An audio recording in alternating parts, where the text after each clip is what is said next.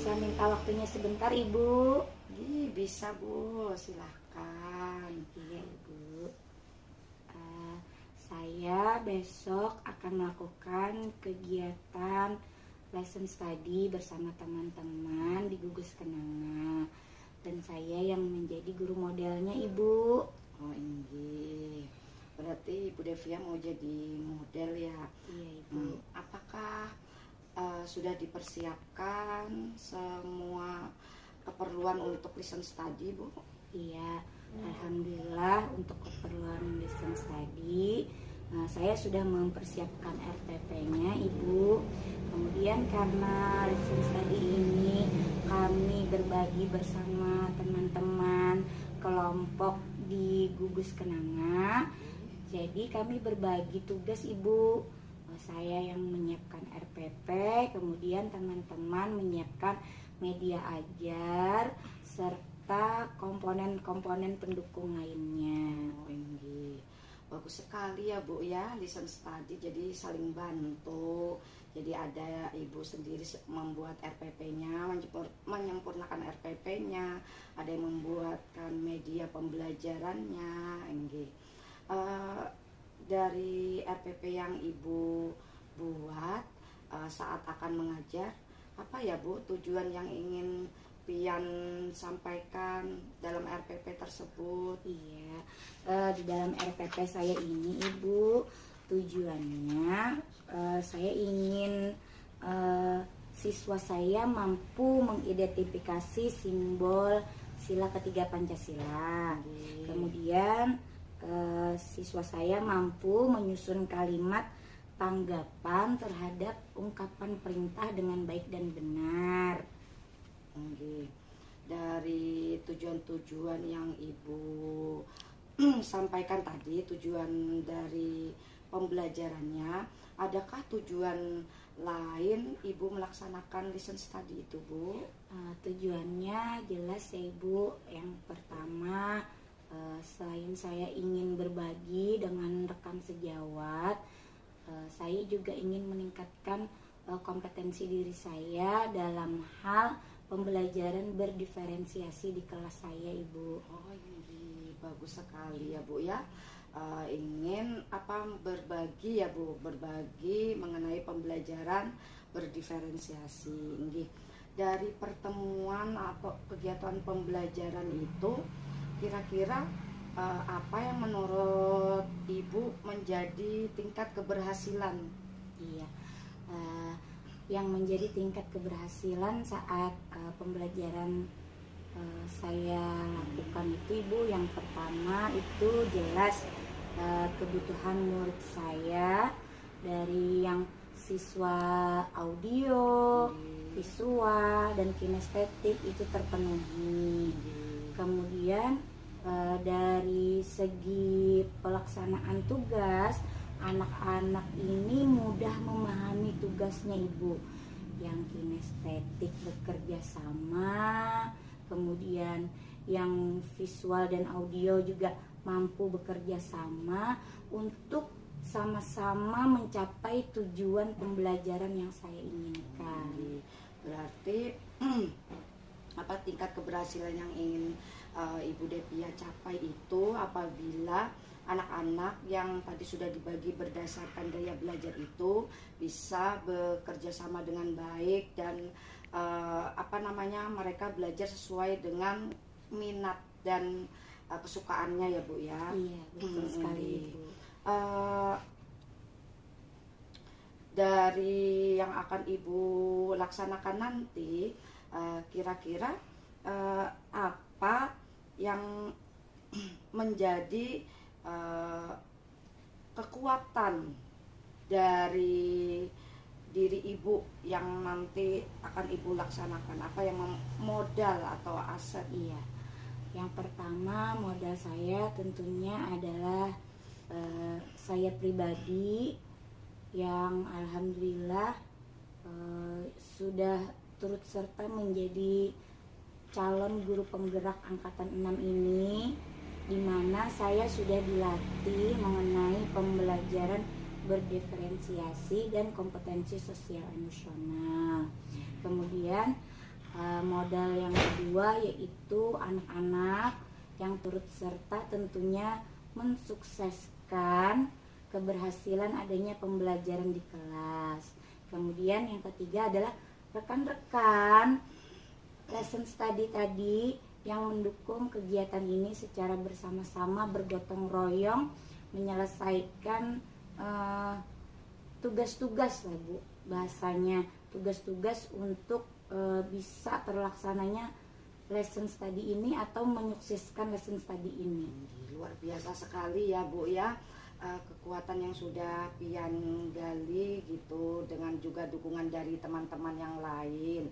Kira-kira dari skala 1 sampai 10 tuh bisakah pian menilai kesiapan Ibu Devia? Iya. Dari skala 1 sampai 10, saat ini saya sedang berada di skala 7 Ibu. Skala 7 ya, alhamdulillah itu fondasi yang baik Bu ya.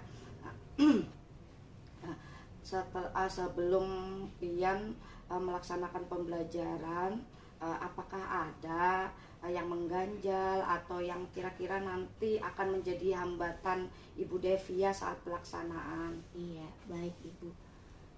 Yang menjadi hambatan ketika saya melaksanakan pembelajaran ini Ibu, karena di sini ada satu murid saya yang kebetulan murid saya ini hiperaktif ya Bu ya, katakanlah hiperaktif. Dia mau Bu berkelompok, tapi dia asik dengan dirinya sendiri. Nah, kadang-kadang dia tidak mau ditinggalkan saya, sehingga ketika saya memberi instruksi dengan teman-teman kelompok yang lain, dia merasa saya tidak memperhatikan dia, sehingga dia membuat kegaduhan lah Bu biasanya di kelas agar saya kembali memperhatikan dia. Jadi kira-kira seperti itu. Nah tadi ya untuk apa yang menurut Ibu Devia hambatan tadi mungkin anak Ibu yang hiperaktif tadi, apakah ada solusi Ibu Devia untuk meminimalisir supaya pembelajaran tuh bisa berjalan dengan lancar, khususnya untuk anak tersebut Bu? Iya, baik Ibu. Untuk meminimalisir itu rencananya saya akan mendudukkan siswa tersebut di dekat teman yang dia sukai. Bersama teman yang dia sukai mungkin dia akan betah duduk di kursi Ibu. Berarti untuk meminimalisir itu tadi menyesuaikan tempat duduknya gitu. Iya, ya Bu ya. Betul Ibu. Bagus sekali Bu. Di sini saya lanjutkan mengenai tadi rencana Ibu untuk mencapai tujuan tadi dari aset-aset yang Ibu punya dan meminimalisir kekurangan-kekurangan Ibu. Jadi rencana apa yang Ibu lakukan untuk mencapai tujuan tersebut Bu? Rencananya nanti besok saat kegiatan pembelajaran saya yang pertama itu menyiapkan gambar Ibu untuk mengakomodasi siswa-siswa saya yang visual. Kemudian saya akan menampilkan video untuk mengakomodasi siswa-siswa saya yang berkebutuhan di audiotori. Kemudian di dalam video itu nanti akan ada lagu Ibu, di mana lagu ini nanti anak-anak akan mengikuti gerakan dalam lagu, sehingga siswa-siswa yang kinestetik akan mudah memahami materi yang saya sampaikan Ibu. Berarti tadi Ibu sudah akan melakukan rencana-rencana untuk mencapai tujuan-tujuan yang ingin Ibu capai tadi ya, berdasarkan gaya belajar siswa tadi untuk anak yang audio bagaimana, untuk anak yang visual dan anak yang kinestetik. Ini Bu, Tadi kan ada ibu menceritakan tentang hambatan atau gangguannya tadi, bagaimana apabila gangguan tersebut muncul, bagaimana ibu mengantisipasi gangguan tersebut, Bu? Ya. Baik Ibu, seandainya gangguan itu muncul, saya akan antisipasi dengan meminta tolong teman sebangkunya. Nah, karena saya lihat dia memang maunya dengan teman yang dia pilih. Sehingga saya berusaha mendekatkan siswa saya yang hiperaktif tadi dengan teman yang disukainya, kemudian memberikannya tugas-tugas selayaknya anak kinestetik sehingga dia mampu menyesuaikan dirinya, pemahamannya dengan gaya belajarnya, Ibu. Bagus sekali ya, Bu ya.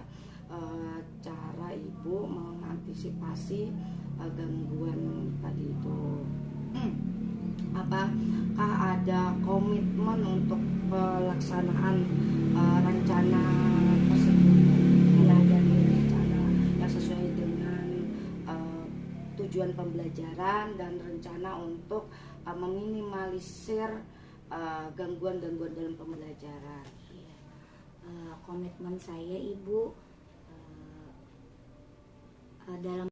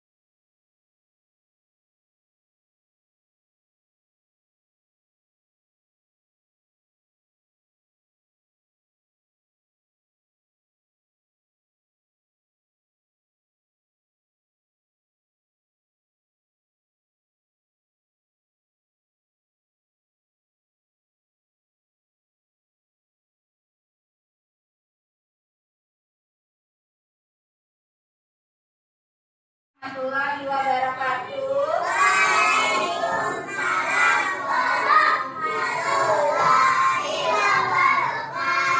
Semangat. Assalamualaikum warahmatullahi wabarakatuh.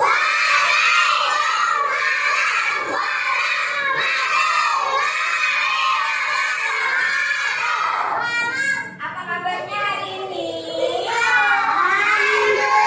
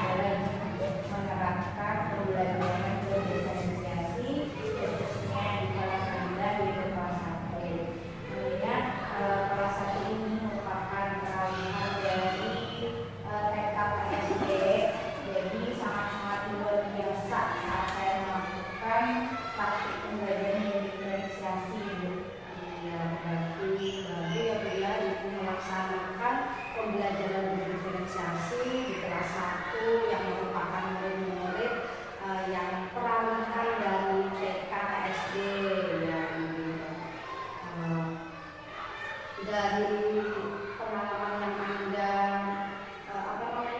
alami pada saat pembelajaran itu, apakah ada pengalaman-pengalaman yang di luar dugaan atau pengalaman yang menarik pada saat Ibu belajar melakukan pembelajaran berdiferensiasi itu, Bu?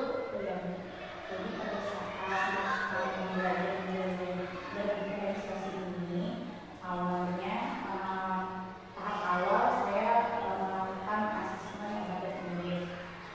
Dari asesmen ini saya tidak bisa memastikan keakuran hasilnya 100%, sehingga dihasilkanlah murid berdasarkan kebutuhan belajarnya kemarin. Ada yang audio, kemudian ada yang visual, dan ada yang kinestetik.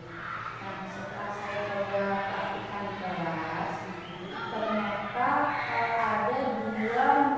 ada beberapa murid yang dominan memiliki dua kebutuhan belajar. Jadi saya masih bingung untuk meletakkan anak-anak saya ini. Kadang-kadang ada seperti contoh, ada anak saya Naura. Begitu saya melakukan asesmen, dia memiliki dua kemampuan, yaitu kinestetik dan audio. Kemudian ada juga yang memiliki kemampuan visual audio. Kemudian ada yang kinestetik visual. Jadi untuk membuat anak duduk senyaman mungkin tanpa merasa dibedakan, saya masih kesulitan. Berarti ada hal-hal yang menarik yang Ibu temukan ya, terutama dalam hal penyusunan tempat duduk berdasarkan gaya belajar mereka. Padahal sudah diupayakan ya Bu ya, agar dan sudah dilaksanakan juga penilaian atau tes diagnostik sebelum pembelajaran. Nah, dari penilaian Ibu, apakah pembelajaran yang sudah dilaksanakan kemarin itu dari ukuran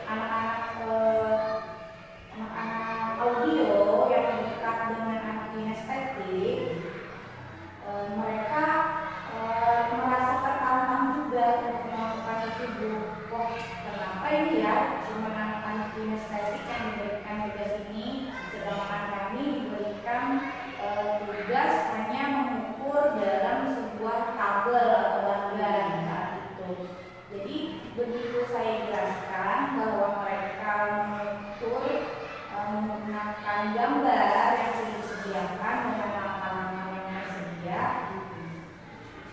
mereka sering kadang-kadang menengok ke arah ketek gitu Bu. Sepertinya menarik Ibu, seperti itu. Jadi pada saat percobaan di depan, karena saya waktunya juga kebetulan tidak bisa terpenuhi semua Ibu, jadi dari masing-masing kelompok saya hanya mengambil satu sampel untuk maju mempraktikkan ke depan.